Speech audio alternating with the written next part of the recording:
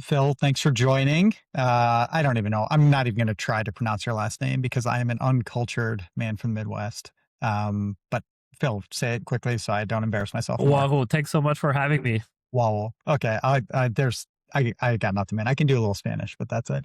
Hi, everybody. I'm Aaron Schwartz, one of the founders of Orita. I am generally decent at names, just not Phil's, so I apologize. Orita builds AI segments for a bunch of brands, Spanx, Caraway, plenty of others that if Phil was at, some of the companies he's been at in the past, we would know a lot of the same folks. But Phil is now a founder, and it's really cool. And I've had the distinct pleasure of watching his journey. So Phil, let me get out of the way. I'd love for you to introduce yourself, a little bit about your background, and then very specifically, we'll dive into Consio. But like, you have such a cool background around partnerships and different tech, so I'm going to explore it all. Please intro yourself. Sure. Yeah, I'm Phil, the founder of Consio, and Aaron builds beautiful segments. We use them to make money for brands at Consio. And prior to launching this company, I've been in e-commerce software and e-commerce in general for about 10 years, operating 8-figure brands. When I started, we were drop shipping a lot. It was a lot of fun 10 years ago, and then led a couple of revenue role at Gorgias, ShipBob, and Northbeam. I think when you and I met, it was Gorgias, if I'm not Yeah, mistaken. correct. Can you walk through the journey you had there and like how you got into partnerships? Like, I definitely want to explore this and tease out some insights for folks before we get too far into Consio. Well, actually, so I was operating some brands, and we were the largest Gorgias client for a while with my brands. And that's how I learned about this company that was a scrappy startup with like 4 or 5 people working out of a second floor on top of a garage in San Fran. And I thought the product was really cool. It was already better than Zendesk for e-commerce brands. They were about maybe 2 years into their journey. And I really believed that because I was using it, I really believed that it would make a difference. So my brands were starting to be doing a little bit less well than they were. So I joined the Gorgias full time.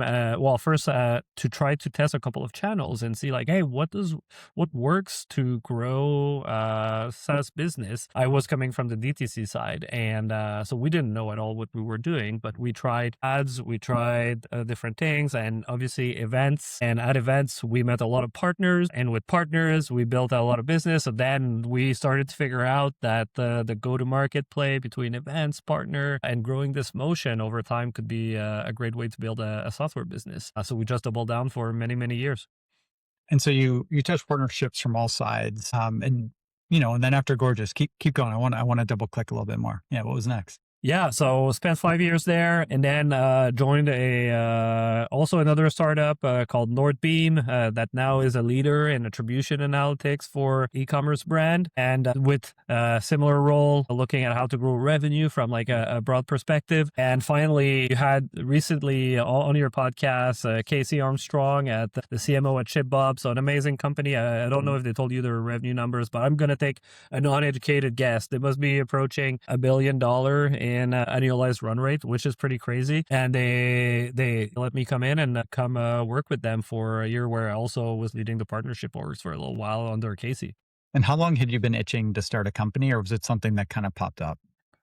Forever. So I always had a company running pretty much. Even at Gorgias, I had like a probiotics brand with like a colleague that was managing it. Before that, I launched my first business when I was like 14-year-old, like cleaning offices after they closed. Yeah, I've always been on and off entrepreneur, but I feel like that with those 7 years in e-commerce SaaS, like it gave me a lot of perspective on what made some business successful. And I thought I found an amazing co-founder, and we had an idea that we thought was pretty strong. So we decided to go all in. When did you guys officially start the business? There was the first voice AI LLMs that came out in June, July 2024. So I heard this and I was like, wow, okay, this opens up like a new realm of possibility for phone interactions for e-commerce brands. So we started to work on Consio like part-time while still working on other stuff like in the summer of 2024. But the same day that I had the idea, literally the same day, there was the guy who was the founding engineer at Gorgias and their head of engineering for 6 years. He posted on LinkedIn for the first time in 8 years. And he posts and he's just like, hey, looking for my next role, like head of engineering or CTO for like some startup. I was like, hey, what do you think about like AI talking to e-commerce customers and maybe doing like outbound calls and so on? And then he coded overnight him talking to an AI on his computer, and he sent me the sample, and it was like very robotic, extremely high latency, terrible sound, like everything was very awful. Like from a customer experience, you're like, we can never ship this, it's terrible. But then you just try to look a little bit in the future. Like, I don't know if it's going to take 6 months, a year, or 2 years, or 5 years, but those moments are going to become great. And we need to build a platform now to be in position to capitalize when it becomes great. All right. So you're committed to the vision. What Committed to the vision. Yeah, that's a great way to put it. Like really early on. I mean, to your point, if it might be 6 months, it might be 5 years, right? And who knows? There are 1,000 things you've seen, right? Like you've run brands, you've been on that side, you've been in, in the attribution analytics space, and in the 3PL space, and in the CRM space, and you partner with people solving every other problem. What was it about this idea that really spoke to you? Well, there's the phone. Exactly. It was a combination. When I was like starting to envision this idea, it was a combination of all three businesses that I had just been in at the same time. So it was like, hey, customer engagements, like, which is like the gorgeous part. It was like incurring those engagement into revenue and being able to demonstrate and attribute that every touch point was driving an incremental revenue impact. That's kind of like the Northbeam aspect to it. And then the backside of this is that also there's a service component, because we operate a call center now, which was like a little bit like ShipBob. They have a warehouse management system, which is a software. They could go out and just sell the software, right? But ShipBob also sells the warehouse time and the expertise that goes into operating the warehouse, not just the software. So that's like the service of like, hey, pick and packing your package. So we also offer like a call center aspect. So I was like, wow, it's like those three businesses together, but like around proactive customer engagements, and like leveraging really AI to make those like more efficient. So I thought it was a great mix of those three components together. And yeah, that just like built a little bit more conviction on this idea. And then you had obviously like co-founder, right, who's completely bought in. What was, how did you approach getting customer feedback? Like, how did you figure out if like, this is cool and it's everything but okay, are we living too far in the future? Are customers going to try it out? Like, what was that journey like for you? Yeah, I found one customer actually. Shout out to John Roman from BattleBox. So, who's pretty famous in our ecosystem. He had like his podcast, and he has like a lot of online publication. Has been running his brand, sold it, rebought it to some fund. But I heard that this guy was calling his customer proactively as churn subscribers, and then was like managing to get them back into a new subscription for his product. And we're like, hey, this is the workflow. So he was working out a spreadsheet. He had like Aircall as a manual dialer. And we're like, okay, so even if it's not AI, because we know AI is not good today, like very robotic, high latency, needs like a lot more context than it had. So that was like a year and 4 months ago. Like AI is not good today, but the first workflow we're gonna made is like the spreadsheet moment that tracks like how many times they're dialing, and like the whole strategy around that. We're fully going to automate that for John Roman and his crew.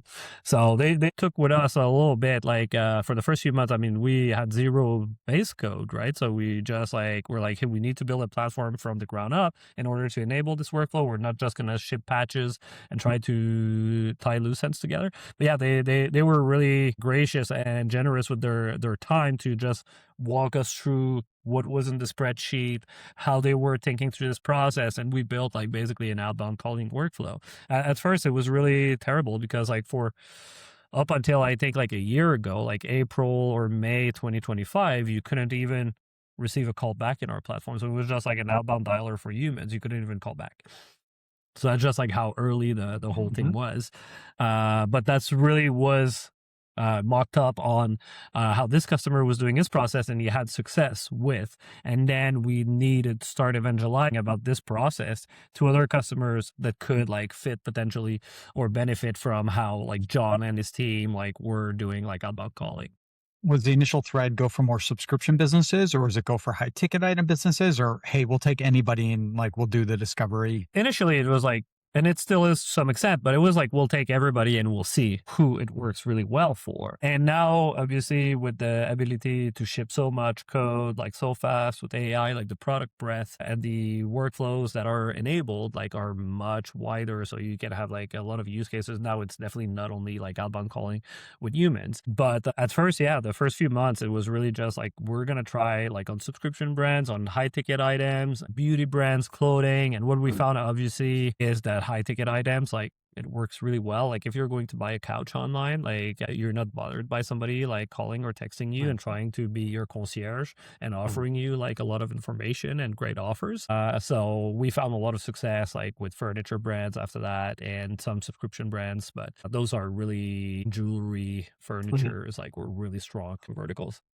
Have you kind of pivoted the vision at all? Like it's only been a year and a half. I don't mean pivot like you guys are going and you're making toasters, right? So pivot's probably the wrong word, but like what has changed since you've kind of like run into the market and it's not just like Phil and his co-founder figuring things out? Right. That's like you almost wake up every morning, and I'm sure you sometimes feel the same. You're like, oh, like should we be doing something slightly different than we are doing right now?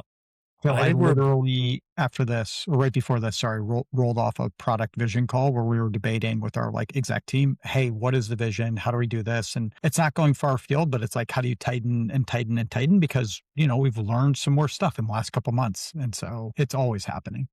It's always happening. And you keep hearing so many things from customers, like certain customers want you in a certain direction. The other customers want you in a different direction. And the ability to ship right now new features is exponentially higher than it was like years ago. So I think like right now, like, yeah, vision or like, how are you going? Like, where are you going? I think it needs to be like relatively broad because like you want to be able to get a lot of customer feedback within this umbrella. And then like, yeah, you pick your prioritization elements like within the umbrella. So like the vision right now is evolving a little bit just by the ability to ship that. So we went from an outbound engagement engine like on phone and then like SMS to like a full AI phone platform, which we're now, and we're very close to full parity, or like we have a lot of features that are a little bit ahead, but on some things like we're very close to parity with leaders in the market like the Aircall, Dialpad and so on. We're probably 2 months away from like 99% parity with the incumbents that are like 10 years in the market. But you guys are hyper focused on the commerce Right. vertical. On the commerce vertical. So we have a lot of things already on commerce that are like so much ahead that like the other incumbents are never going to catch up. But then you're like, okay, if I'm 2 months, I'm at parity with these other platform, like where do I need to bring our vision in order to get like a slightly bigger umbrella of like value that we deliver into the e-commerce segments? And for us, I think, yeah, it's going to be really like the CRM aspect of the customer engagement and the tooling that takes place. So any outbound inbound communication that like can be like fully automated and have like a very clean handoff between AI and humans are going to be something that can fall under an umbrella that we're serving. Oh, interesting. So is the idea like this actually becomes like a full end-to-end CRM platform, or is the idea like you guys are going to keep plugging in with every other place? I mean, we're going to keep plugging in everywhere, but like, I think there's no need for e-commerce brands to ever have like a HubSpot instance, a Zoho CRM, a Pipedrive, or so like that type of CRM, not necessarily the Klaviyo definition of like a marketing CRM. We're more like into like the traditional applications of CRM. Cool. So I think, yeah, we're definitely evolving very quickly to become like a CRM platform that will compete directly with HubSpot, Pipedrive, Zoho, if you're on Shopify. So that's the big caveat. I mean, look, I think being purpose-built is a great strategy. You always reserve the right to extend, but leaning into a platform and seeing around the edges. One of a good buddy, Kyle and Good Day Software is building, right, like a modern ERP, like better than NetSuite, but for Shopify brands. And I think 100%. when you go deep, you're able to do it. I mean, for us, for Orita, like we are Klaviyo Shop today. At some point, we'll integrate elsewhere. It's just we stayed very narrow, and because of that, we're able to find edges that we couldn't find if our kind of attention was bifurcated at the least. And you're focusing the feedback that you're getting from your customers. So Yeah. it's just like if you're talking to more customers that are slightly similar, you're delivering more value for those, right? All right. So reflect back to the Gorgias days or to ShipBob or to Northbeam or just like seeing other companies. What are the things that have been much harder than you expected as you've kind of been on this founder journey? We're like, oh yeah, it seemed like we crushed it. Like Gorgias obviously hit scale so quickly, like such a sharp team. Is there stuff around like aligning your team, hiring, customer feedback is like different being in the founder seat versus kind of being slightly removed in the partnership org? Like kind of what's different than you maybe expected walking in? I mean, there's never been a time that technology moved so fast. So like even at Gorgias, okay, we're like having planning cycles and features, and it would take like 6 months, and maybe for a whole year, like there was almost anything that moved like in the product because the code base needed to be refactored or something.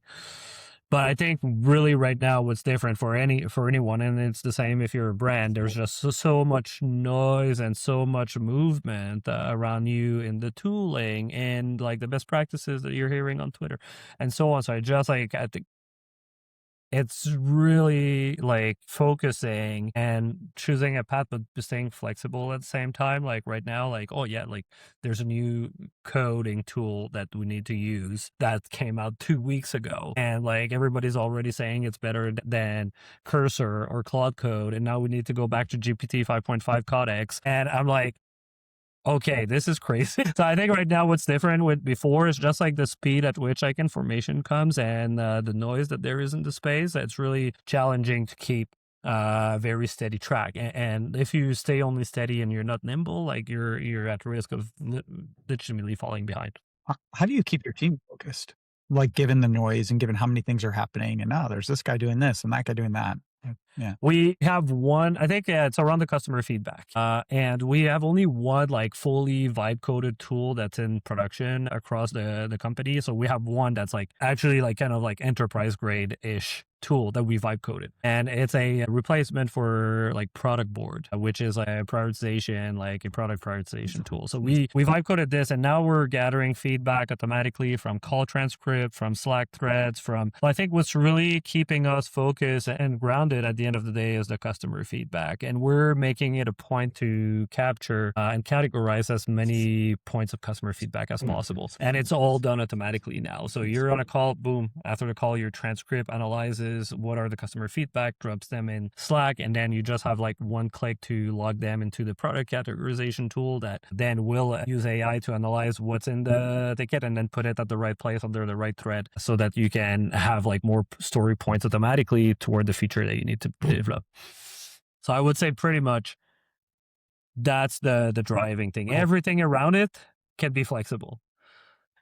I love it. And yeah, that's the only fully vibe coded, like production ready tool. Like obviously we did a lot of little other apps but this one we invested in it a little bit, and it was like our CTO that led the charge on it. And we're using it like every day, like multiple users logging, like tens of pieces of feedback a day. And I would say that's really the core of how we're moving forward right now. It's really inspiring. I love it, man. So we're talking a lot about the B2B side, right? And like, okay, cool. We're getting feedback, and the feedback is from the brands, and you're making sure that you're delivering a product that they want. Has something changed in consumer behavior? Was like phone calls always a good idea, and just like the tooling wasn't there, or people weren't as committed to their customers as John from BattleBox was? Right. Like what's changed?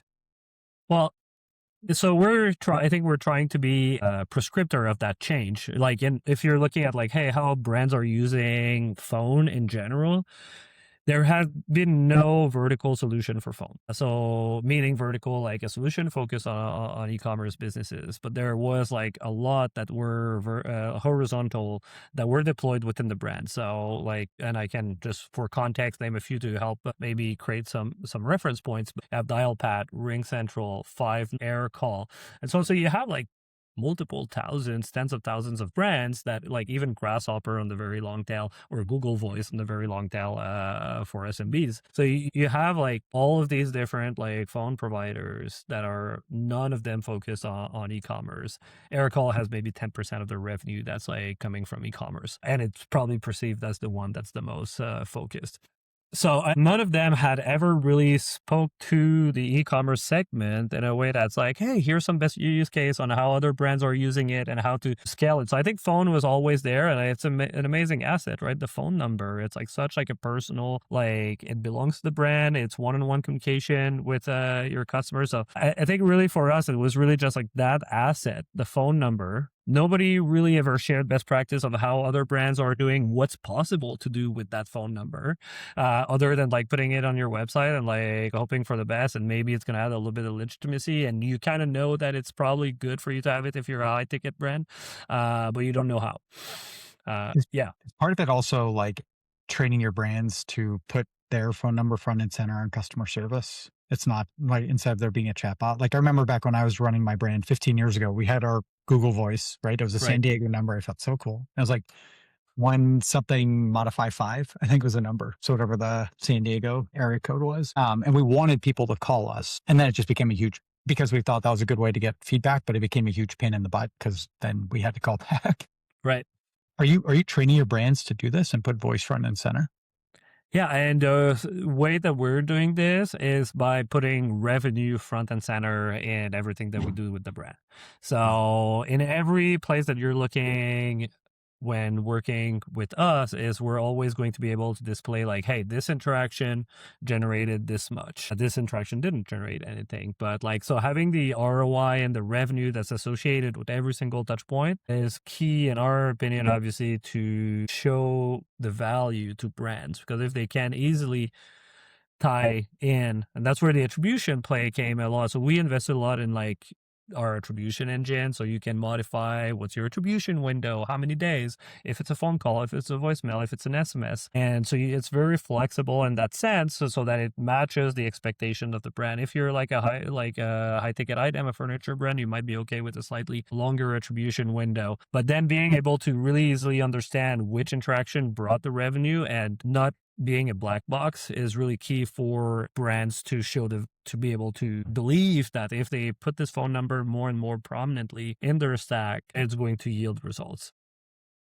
How do you decide what interaction should be with a human versus AI versus text versus something that's surfaced through an online shopping experience? And then how much of that is led by you versus by the customer? It's mostly led by the customers, like when it's not like when they're not opting in for a full like white glove engagement. It's very flexible. You can decide where you put this based on your tolerance to AI. But is it like the first layer? Like maybe you have an issue where you miss too many calls. Then like it's going to be just a fallback mechanism after hours, because you don't want to call back the next morning and you want like 50% of your calls after hours to be handled automatically. So you have like half the workload the next day. Or you're like, I get too many calls and I know that 70% can be automated because it's very much like those top 5 things that come back. How do I initiate a return? Where is my order? Like, what's a good discount code for this product? Or tell me more about this product and help me order it, right? Like those things come back all, and this is a great type of work for the AI. So if you know that this is something that your customers are calling inbound for and that your AI is fully trained on this, then you can put it as a first layer and then just do hot transfers when it needs escalations. But yeah, over time, I think it's just going to expand a little bit more toward the front. But like, I'm really a huge believer that humans are going to stay in the loop like for quite a while to different extents. As like kind of underlying voice models improve, is that definitionally just making your product better? Or is it also like the combination of you guys seeing more events so you're able to train the model more? Like how should we think about that from like the benefits continuing to accrue to Consio? I think like in general, like the best like a voice and AI like models for vertical applications right now, like they all have good knowledge. If they're vertical focused, like for us, like automatically on day one, we download your product catalog. It's fully in sync. All your customer details fully in sync. We scrape your front end. With all of this, like already 90% of the context that like is required to perform well, like is there. Then maybe we go and like get 1 or 2 pieces of like tribal knowledge that's living internally, but like by like in large, it's already there. So there, I think the context knowledge, this part is very well handled like by a lot of vertical implications today. Where the value is going forward is in building more tool calls, which is like, what actually is the AI able to do in your tech stack? So it's like, okay, yes, I'm called like, I have this engagement on voice, but is it like updating my subscription? Is it updating, like, is it canceling or editing my order? Is it like automatically creating an RMA for a return? It's more like the actions that it can take in multiple platforms that will determine the amount of value that you get out of the AI. Because if it's just for context, like, I mean, regurgitating an FAQ, everybody's got that nailed down. Going back to your partnership roots, sounds like that's a very big piece for you guys, is like actually making sure that you're integrating and getting the context that is relevant to the brand, no matter what tool like she as a brand owner brings. Is that a fair assumption? 100%. And it's like, yeah, basically it's a new like API, like, before a good integration was just like a sidebar widget and providing you like one or two extra key data points. But today in 2026, a good integration is your AI agent, being able to have like MCP, like be able to be accessed by MCP, or be able to take API tool calls and make actions that are like rigorously defined in their guardrails into other platforms, like issuing a refund. Like you need obviously very tight circumstances, and that's not an MCP. That's more like the API integrations. But yeah, I think that's where it's at right now. So if we separate you from Consio for a minute and we're talking to like a $50 million brand, like real brand that's growing nicely, that, is starting to think about voice, what are the like one or two or three most impactful use cases that even if they just want to do it themselves and figure out, hey, does this work or is this valuable? Like, how should people be thinking about this? Like, what are the jobs to be done up front? Well, the first thing is like, are you able to track like how much revenue is gonna generate for you, right? Like it can be in a spreadsheet. The rep, like, or with discount codes, the rep like are taking a phone by order, inbound or outbound, and they have like their unique discount code, and you can pull a report at the end of the week from Shopify, like to give you some insights. Like you might be missing some like angles here and there, but like by it's gonna be mostly directionally accurate.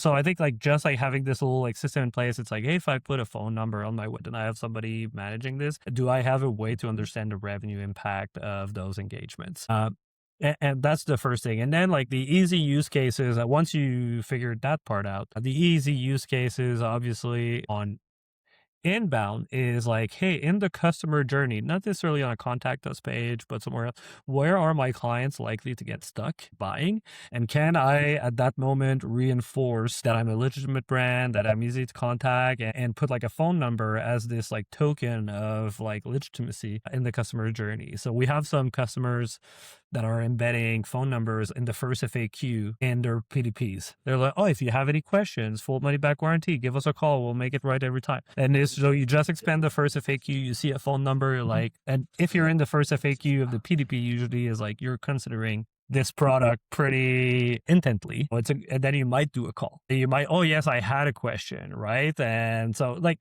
those are good moments on the inbound side. And on the outbound side, really quickly, I would say there's two plays. If you have any B2B or wholesale segment, you need to have a dialing mechanism to re-engage those, like if they're a net new applicant or if they're somebody that is lapsing a little bit. And just like, hey, I'm your rep here, or I'm the CEO of this company here from us, like as a wholesaler 3 times and you didn't repurchase in 2 months. How's business? How can I do better for you guys? And likewise, like on the high ticket items, like your abandoned checkout, not like overly aggressive, but like they won't feel bad about it. And for something like that, to your point, it doesn't have to be the AI voice. It can just be like, look, there's a platform which is giving you all the information you need, getting the number, making it dead simple to go make the call with all the context. And then it will be captured, is like leaps and bounds above what exists right now. Well, I've been talking to so many CEOs that are just like, hey, once in a while I open my abandoned checkouts tab in Shopify, and then I check the list and like I call them one by my cell phone. And I mean, obviously that doesn't scale really well, but it's like, yeah, I want feedback from my customers and feedback from this, and why are they, well, I mean, exactly, right? So so a lot of people, like everybody has thought about doing it. Every single CEO of an e-commerce brand, I'd be like, man, I should be talking and calling my customers more to understand how they think about my brand. Like 90% of e-com CEOs. But then it's just like, how do you do it like in a way that's like not too evasive and that respects like obviously your customers? Well, one of the things you talked about like 10 minutes ago is the idea of revenue first and foremost. And I think that's spot on. But I also think hey, look, there is a second objective, which is actually go get genuine feedback. And if you can use any tool to improve that, right? Like that is much more a, long-term revenue impact, not the 100%. Like we now make available all the call transcript in like a very well structured way. Like and if also you just click a button and you're like, hey, for all my calls that generated revenue or not, or all my calls on this product or this campaign, what are people saying? Then you just dump this in Claude now, and it's like going to build you the most beautiful report of the voice of the customer. And it took you what, like 30 seconds to generate, and you're like, here's everything your customers are saying across like 500 calls. And okay, well, there's a lot of very good insights on why they're not purchasing or why they're returning this product, or like all of these things that sometimes are a little bit harder to capture when it's just like reactive customer service. Man, I love it. When I ran my brand, we wrote a handwritten note with every order, and the idea, and literally included a business card, which for the first 6 months was my cell phone. Yeah. And then over time we did the Google Voice, but the idea was make it simple for people to say, I hate your product or I want to return it. Because then it was like, hey, I'm so sorry. I've refunded you. I've also sent you another one that you can regift to somebody else. Can you tell me what we could have done better? And I think as people start thinking about scale and percentages and numbers, they miss the actual human interaction and like how much value can come from talking to the right customer at the right time and getting that feedback. And so I love that you guys are kind of enabling that. Yeah. And I mean, just today, I think I saw like a small brand, 5 million, they're a good sized brand. Like they're selling decks, $5 million worth a year of decks. And so it's pretty high ticket item, but they built a scoring mechanism, an AI scoring mechanism in Klaviyo. So that tells you how much like the customer is now likely to buy based on call transcript, take inbound ticket messages. So they're like, oh, is there like, did we talk? What did they say? Did they send a message inbound, like on chat or something? And how many pages they visit. And then they just build a score based on customer interaction to have like propensity to buy. And I was like, okay, this is great. That's the new layer of like RFM, basically based on customer engagement. Good. I love it. Yeah. Some people doing some cool stuff. That's very cool. If you were to sell Consio today, you IPO today, but then you're like, all right, cool, I'm taking a break. What are the other problems in the ecosystem that you think are ripe for like innovation? You've seen a lot. The other problems in the ecosystem, there's a lot of like, man, this ecosystem, it's a little bit challenging because there's a lot of amazing entrepreneur in it. And it's not like, and everybody's really tech savvy, tech forward. And to be honest, I think I'd be looking at some adjacent non-e-commerce industries, more like, less disrupted, more like blue collar type role or something. Like how can we help those scale a little bit better, right? Like and maybe it's because the grass is always greener somewhere, but I feel like there's like just all the clients on an e-com are really tech savvy, and the vendors are really tech savvy, and there's just like everything is being covered very, very well. And like the niches are like, and if we look at one of the most successful recent company that just had an exit, Alia, the pop-up, it's like, who would have said 2 years ago that like, hey, in e-commerce, if you have one thing to do, what would you do? Like I'll relaunch another pop-up company. Like not a lot of people would have taken that bet, right? Because Klaviyo's on it, Incentives on it, Postscript's on it, Recard's on it. Like there was a Privy that was like the grandfather of pop-ups back in the day that had an exit. So you're like, okay, like there has been already 15 company on pop-ups. Like, I mean, the odds of, which just shows what they did at that company is so amazing. It's like, what are the odds that you can like rebuild this segment one more time so much better? So I think I think there's a lot of other segments as well that are going to benefit like from that AI lift potentially a little bit more. I'm with you. Luckily though, you're onto something very big. You're solving an actually needed problem that is high ROI for brands. So I'm not worried about you having to like do the internal, what should I do with my life next? So you got time. You can just that midlife crisis is hitting.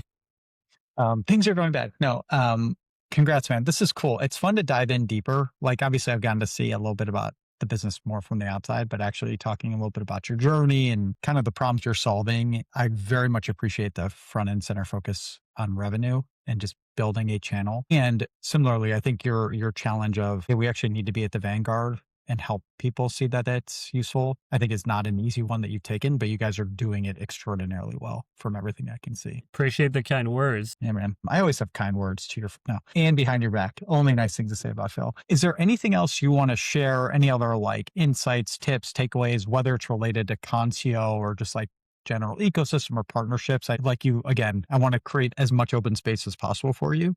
And then the last thing will be, I want to know where folks can find you in Consio. For sure. I mean, happy to help like anybody who wants to talk partnerships in general, like and you know, professionals that are coming up in that profession, like in that like job title, like partner manager, and so on. I think it's really an amazing ecosystem. So being able to build those relationships, and I'm more than happy to help and provide some guidance to some newcomers in that space. I've been enjoying it, and it just enabled me to grow so much. So I'm always looking to give back, specifically on that function for sure. But no, it's an exciting time in e-commerce. But like, yeah, everybody needs to keep their head calm and just stay focused a little bit on their customer, because it's so easy to get distracted with all the noise that's happening in AI right now. It's insane. So good luck to everybody that is looking for that focus and that zen a little bit. Recenter in the focus. Talk to them a little bit more. That's the closing word.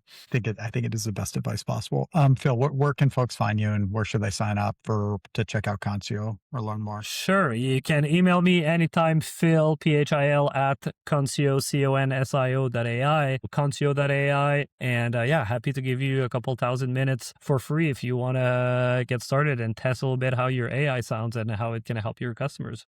Does this 40 minutes count into my allotted couple thousand, or is this is on the house? That's the bonus. That's the extra. This is great. Thanks so much, Aaron. That was good to see you. Absolutely.